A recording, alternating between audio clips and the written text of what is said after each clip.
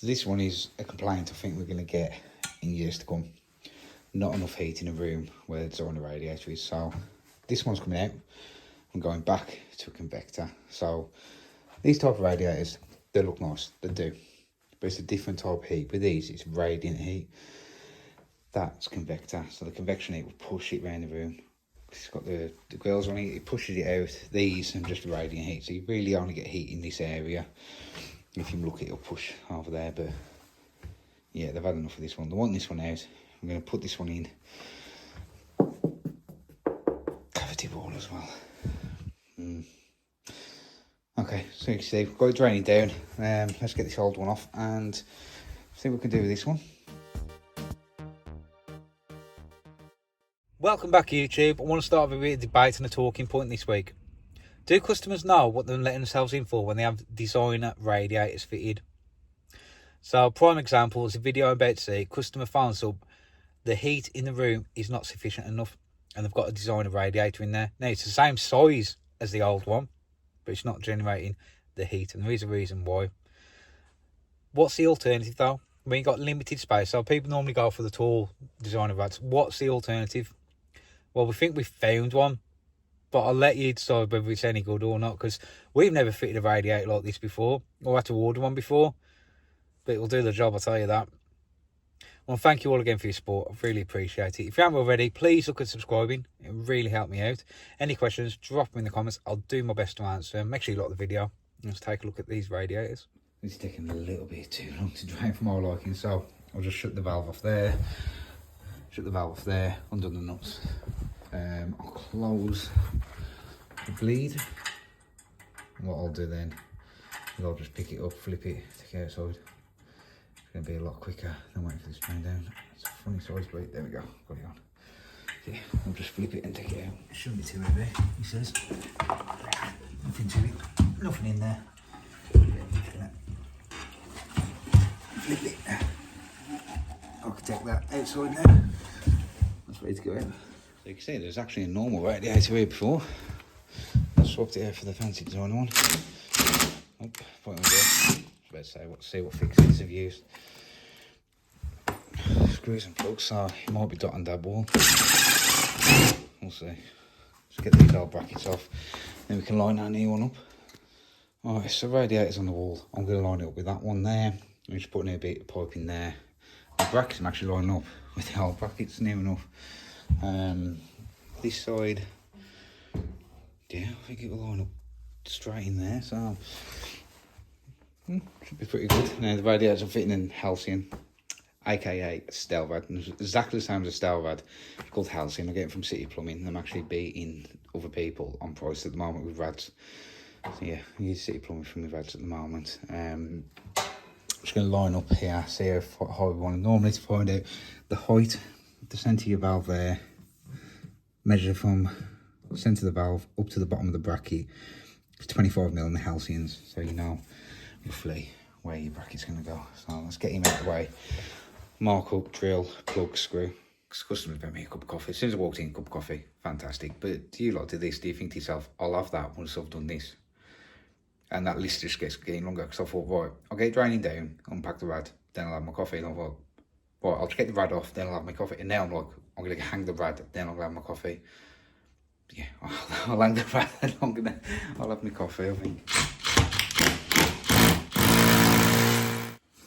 The wall's pretty good, to be fair. There ain't much dab on this one, so it should be okay with just standard fixings.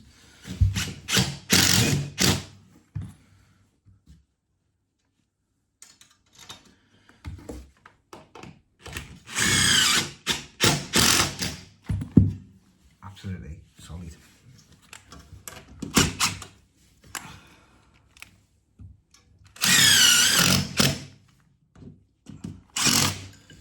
Don't forget your anti-rattles. Make sure you get them on.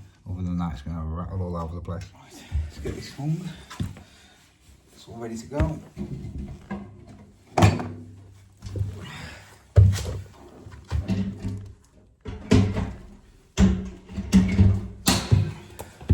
Alright, let's get the tails in, because we do use that rapid bleed stuff. So now, it takes about 5-10 minutes to go off, so I like to get these in as quick as I can. I asking this to pull it out a bit.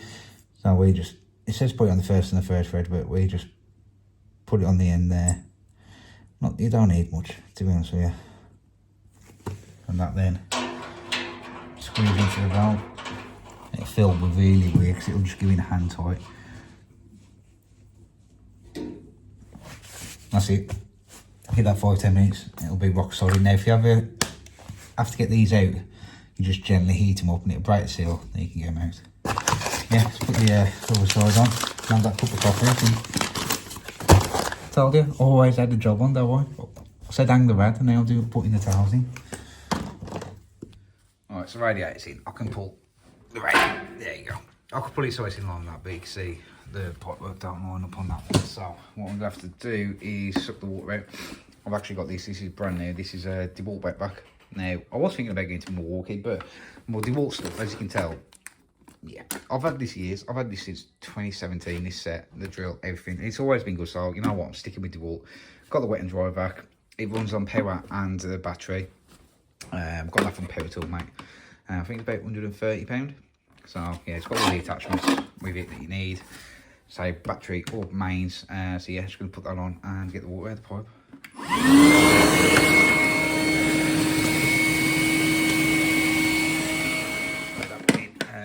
Not a lot of water come out. Good thing about this as well, you don't have to change the filter on it. That filter is plastic, you don't have to change it.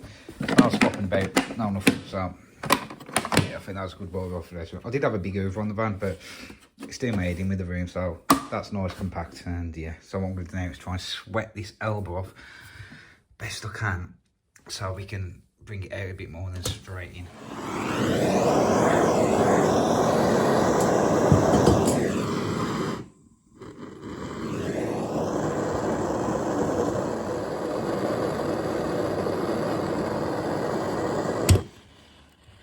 Wow, that really wasn't on there very much at all.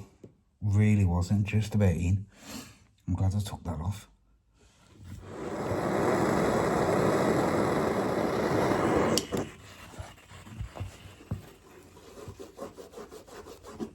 Right, so I managed to get the pipe working.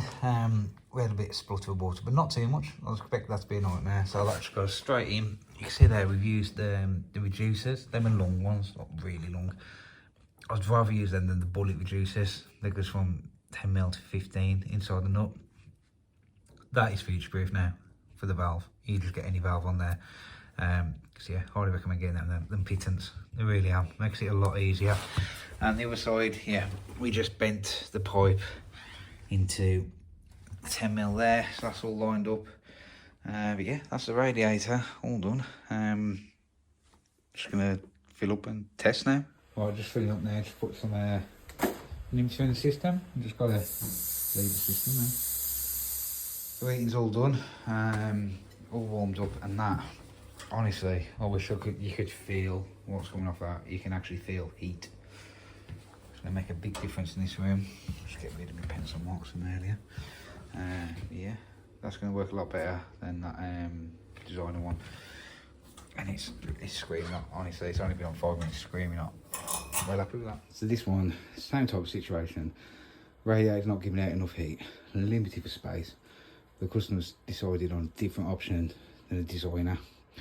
So I'll get this one out and I'll show you what they've gone for. Let's get it drained down. It is draining at the moment. Yeah, we'll whip this one off and show you what we're going to fit. Both valves disconnected. No mess about on this one. Right by the back door. Quickly lift it off and get it out. That's what it says anyway. Here we go. Oh, come on. Come on.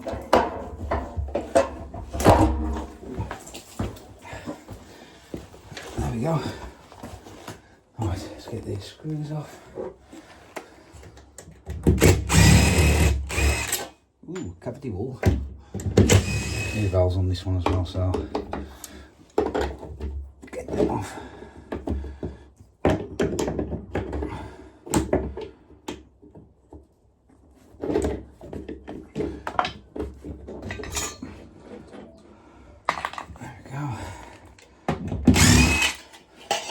Alright, we need to go with the new one.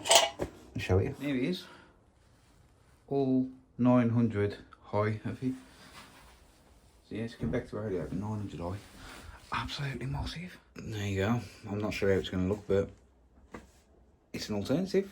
It's an alternative. I'll let you make your minds up once I've fitted it. So I'm just going to fit it like any other normal rad, but I want to get the pipe height spot on, so I'll show you how to do that first. Right, put the new valves on. So what you want to do is measure from the floor. So I do that. From the floor to the centre of your valve, which is 22.5. Okay, floor, centre of the valve, 22.5. The next measurement you want to take is from the bottom of the bracket to the centre of that valve. The bottom of the bracket to the centre of the valve. So 225 plus 70, 295. There you go, that's the bottom of the bracket. To get centre, you can put your rad against the wall, or measure from the edge to the centre, edge to centre, edge, that measurement, edge, that measurement. You don't even have to move your rad then. Oh, that makes sense. So, that measurement there to the centre of that bracket is 10. So it's going to be the same at 10. Radiator's going to be about there. Mark on the wall 10. Both sides. That'll be where you get your brackets. There we go, line up. Wow. That's some height, man. It's probably the biggest radiator, yeah, that I've ever fitted, height wise, for a standard. So for them cavity wall fixings, you guessed it, I'm using ball fix. Absolutely love these fixings. I really do. Using them a while, they will hold some serious weight. So, we do, get your collar, pop them into the wall, give them a tap.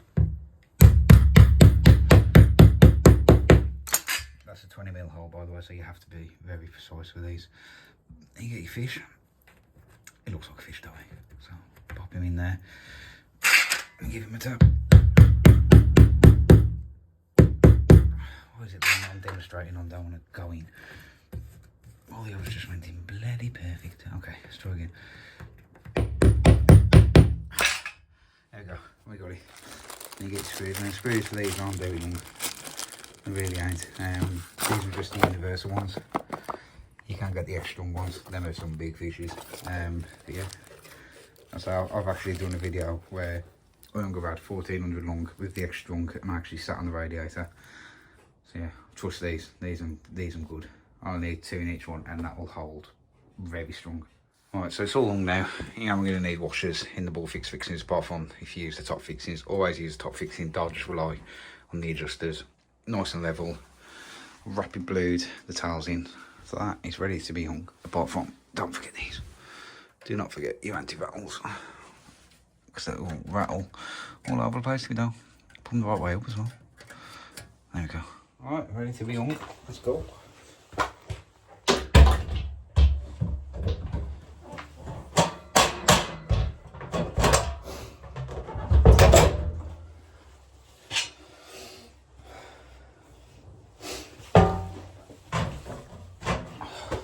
There we go. So what do you think? He's a big boy, ain't he?